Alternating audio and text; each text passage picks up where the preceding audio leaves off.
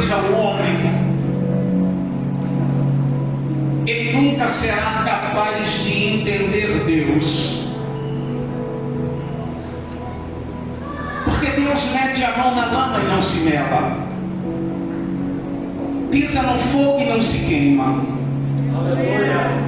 caminha sobre as águas e não afunda, passeia pelo vento sem precisar de asas. Não há porta fechada que ele não possa abrir. Não há ninguém caído que ele não possa levantar. Não há enfermidade que ele não possa curar. Não há família quebrada que ele não possa restaurar. Um ser como esse a gente só adora e diz que ele é Deus e acabou. Jesus tinha duas atividades sobre o monte. A primeira era falar com os homens sobre Deus. A segunda era falar com Deus sobre os homens. Na primeira ele ensinava a palavra de Deus. Na segunda ele conversava com Deus da palavra. Ensinar e orar eram as duas atividades que Jesus tinha sobre o monte. Quando ele desce do monte, ao soprar do monte tem uma turba de gente esperando por ele, porque todo mundo sabe que por onde ele passa alguma coisa acontece. Jesus tinha uma habilidade tão grande que tudo que ele toca, ele conserta. Tudo que ele toca, ele restaura. Tudo que ele toca, ele cura. Tudo que ele toca, ele enche. Tudo que ele toca, ele preenche. Tudo que ele toca, ele dá o toque do recomeço. E para quem diz que já acabou, ele diz: você só está na hora de recomeçar. Quando ele chega no pé do monte, Mateus disse que vinha um leproso. Lucas vai usar o termo kleros lepros, que é a palavra grega para dar o diagnóstico do estado daquele homem. A ideia de Lucas é que não há uma parte sequer do seu corpo que não esteja tomado por lepra. Sendo assim, a vida daquele homem era miserável. Ele estava num estado de rejeição máxima. Mateus vai dizer que ele se aproximou. A expressão de Mateus parece que aquele homem correu em direção a Jesus. Só que ele não era um velocista. Ele era um leproso, com as articulações das juntas comprometidas. Ele está se rastejando.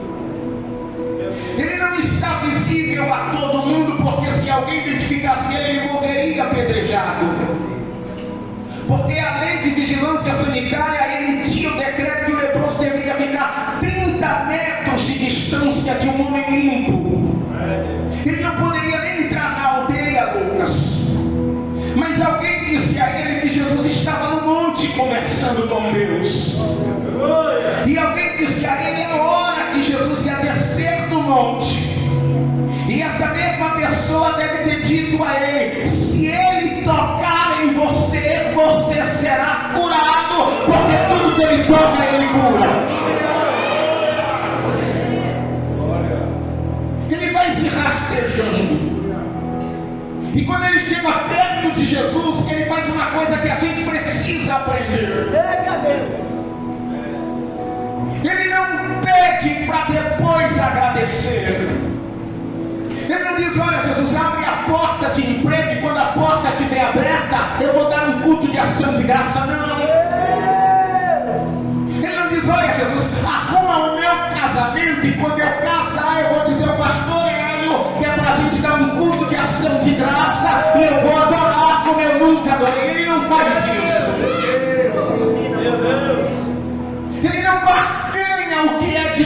com Deus. Mateus vai dizer que quando ele chega, antes de pedir, ele se prostra. A expressão prostrar ali na língua grega é proskerneon, que quer dizer pega Deus e dar um beijo carinhosamente na sua face.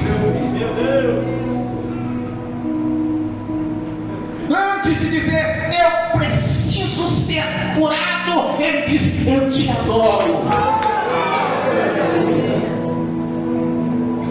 Ele precede a adoração ao seu pedido. Ele tem uma necessidade maior do que todos nós aqui, mas ele sabe o caminho de tocar no coração do Pai. Existe céu de bronze para quem ora, mas não existe porta fechada para quem adora. Não, eu vou repetir isso. Existe céu de bronze para quem ora, mas não existe céu fechado para quem adora.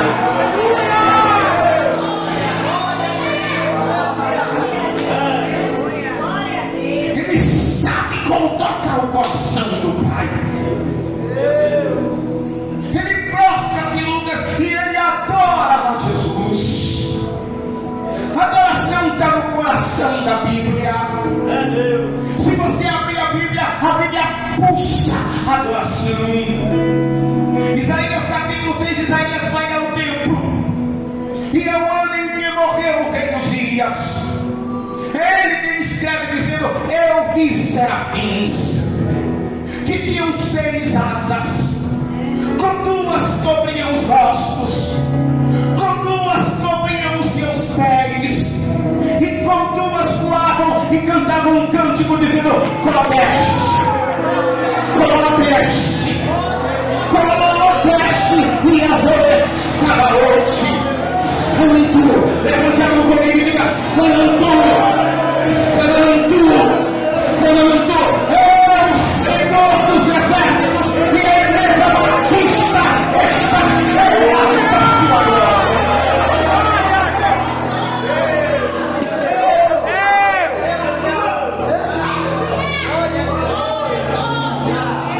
Apocalipse capítulo 5, João disse: e eu vi um livro selado por dentro e por fora, e não tinha ninguém digno nem no céu, nem na terra, nem abaixo da terra.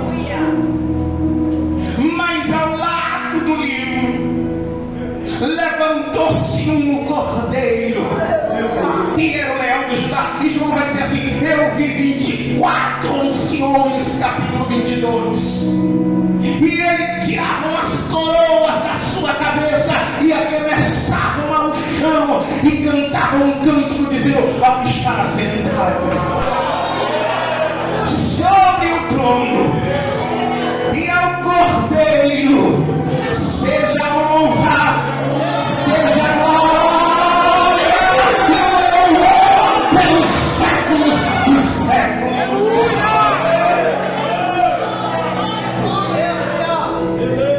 O que eu vou te dizer agora, você vai dar um salto dessa cadeira. Eu já vi alguém dizendo, pastoreiro, que a gente tem que sentir para adorar. Tem gente, pastor, que vem para a igreja com uma filosofia dizendo assim: eu só vou dar glória a Deus se eu sentir alguma coisa. Eu vou te dar 2 razões para você adorar. A primeira é: o verdadeiro adorador, ele não sente para adorar, ele adora para sentir. A segunda razão que eu vou te dar, no Salmo de número 3, versículo de número 5, Davi disse: eu deitei, eu dormi e eu acordei, porque o Senhor me sustentou. Não fica pouco para você entender. Vem cá, por favor.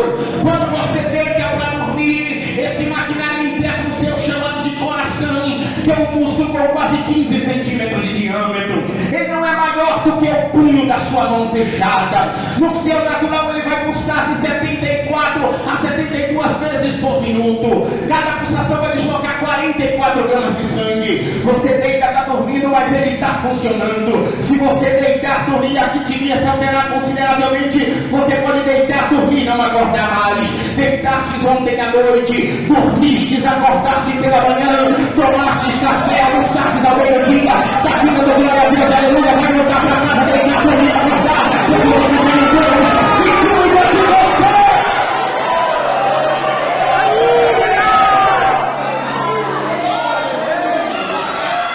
Dá um toque no vizinho, diga para ele: Deus cuida de mim até enquanto eu durmo. A mão dele, diga para ele: Deus cuida de mim até quando eu estou dormindo. Aleluia!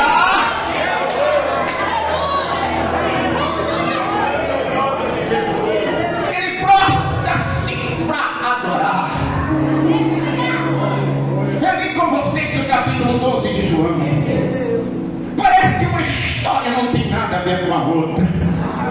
Só que este leproso do capítulo 8, ele tinha nome. O nome dele era Simão. Ele também tinha uma família. Ele era casado com uma mulher que se chamava Marta, irmã de Maria, irmã de Lázaro. Aqui no capítulo 12 é uma cega em gratidão a esta cura. Marta está servindo a mesa. Pastor Hélio, sinceramente, Marta era uma mulher de muitas coisas. Maria era uma mulher de uma coisa só. Na vida de Marta, Jesus nunca diminuiu o prestígio dele, pastor Rico. Lázaro está morto, Jesus é Senhor. Lázaro está de pé, Jesus é Senhor. Na casa está tendo festa, Jesus é Senhor. Acontecesse o que acontecesse na vida de Marta, Jesus nunca ia deixar de ser Senhor. Sabe o que é que Marta me ensina? Que Jesus não é o Deus de uma circunstância, é o Deus de uma história. Ele vai reescrever a sua história. Simão está na mesa, Jesus também está. Nos bastidores tem uma tal de uma Maria, jovenzinha. Ela tem uma libra de nardo puríssimo. É um perfume tão caro que estudiosos acreditam que equivaleria 10 meses, 2 semanas e 4 horas de trabalho de um trabalhador comum. Aquele perfume, irmã, era guardado para quando a virgem fosse se casar. Jesus está na mesa sentado. Maria entra pelos bastidores sem dizer nada a ninguém, Lucas. Vai até Jesus. Eu gosto disso, porque adorador não erra o alvo. Ele pode até vir para a festa para ouvir um pregador, mas a adoração dele tem nome e sobrenome. Pelo amor de Deus, levanta a mão, abre a boca para adorar.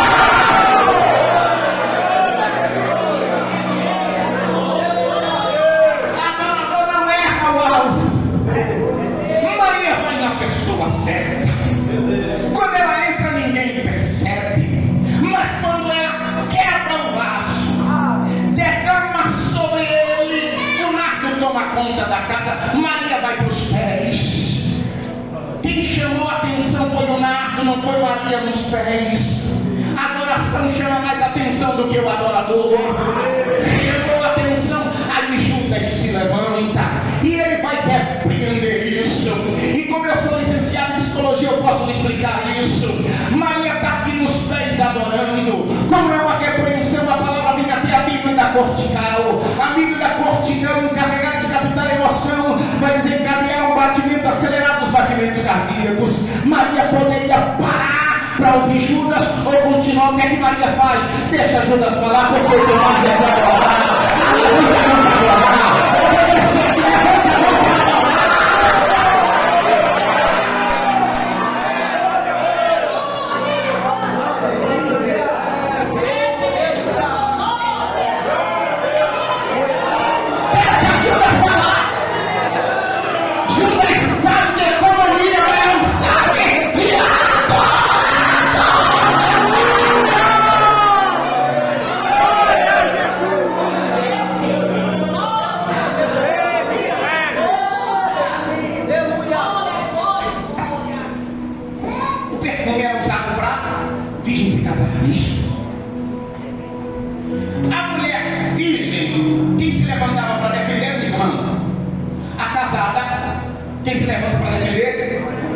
Quem se levanta para defender? Quem foi que levantou para defender ela? Jesus. Vocês não entenderam. Perfume era usado para quê? Para o dia do? Não, Jesus, ela está fazendo o quê? Estou casando contigo agora. Quem é casado com Jesus, levante a mão aqui. Não fique com a mão levantada bem lá em cima agora. O que eu vou falar agora, você vai dar um salto dessa cadeia. Pastor Hélio, sabe por que a igreja batista não fecha e vai continuar crescendo? Porque quem tem ela casada disse um dia, edifica ele na igreja e as portas do inferno não prevalecerão contra ela. Sabe o que isso quer dizer? Pode bater a tabaco e não vão prevalecer. Pode ter uma frente de porta e não vão prevalecer. Pode uma catarina na encruzilhada não vão prevalecer. Pode ter a mão de família colocando na boca do sábio e o sábio vai morrer na família.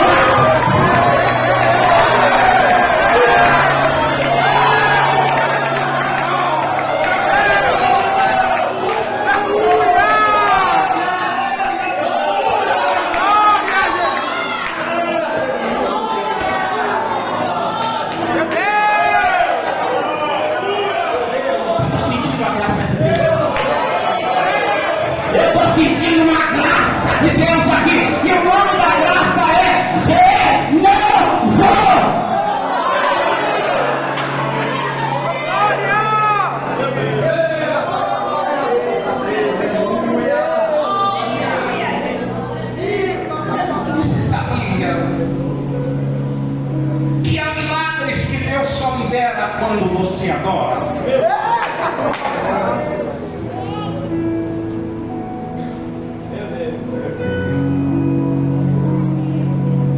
pastor,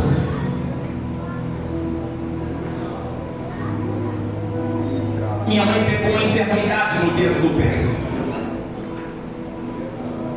Ninguém sabia o porquê, pastor. Correu, teve que amputar. Amputou metade do pé. A cada diagnóstico ela ia perdendo uma parte da perna.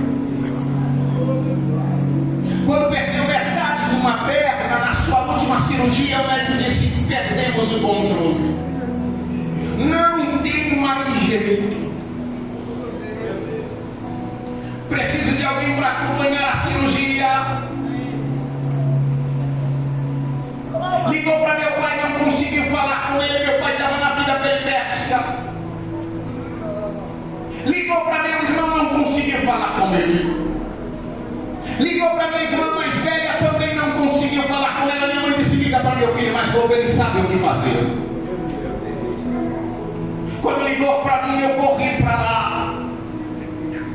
Quando eu cheguei lá, o médico me deu uma daquelas notícias de filme de depois. Ele disse: sua mãe vai morrer. Sinceramente, o coração não aguenta.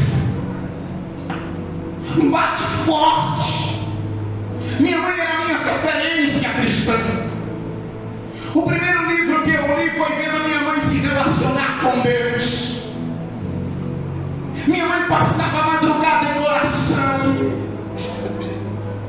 Ela pegava duas Bíblias, colocava uma na minha cabeça, a outra no meu peito e dizia: Deus, eu não tive chance de estudar, mas faça desse meu filho um doutor da tua palavra.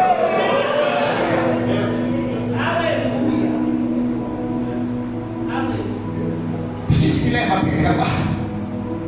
Quando ele me levou, eu vi minha mãe com 11 catéteres no pescoço, porque as veias do pescoço para baixo tinham desaparecido.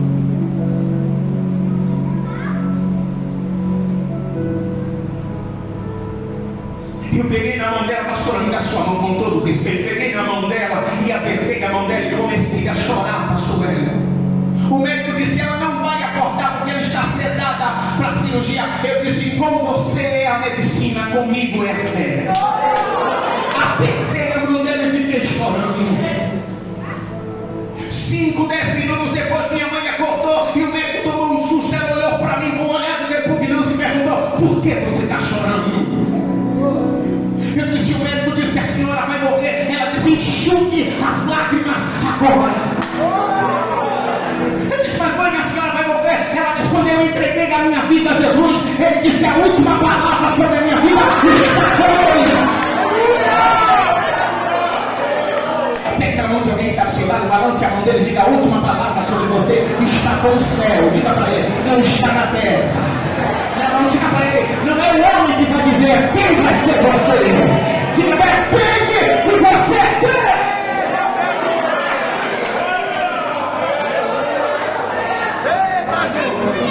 Ela disse para mim: enxugue as lágrimas agora. Eu te ensinei a brigar por um milagre. Lucas, minha mãe me disse: quando você orar e Deus não responder, adore. E disse: o que é que eu faço então? Ela disse: vai brigar pelo meu milagre. Eu disse: doutor, me empreste uma sala ali. Ele disse: para quê? Eu disse: deixa comigo. A ciência é contigo, a fé é comigo. Eu entrei numa sala e eu gritava. Espaço de uns 15 minutos, a minha carne tremia sobre os ossos. Eu não falava mais em português, eu só falava em línguas estranhas.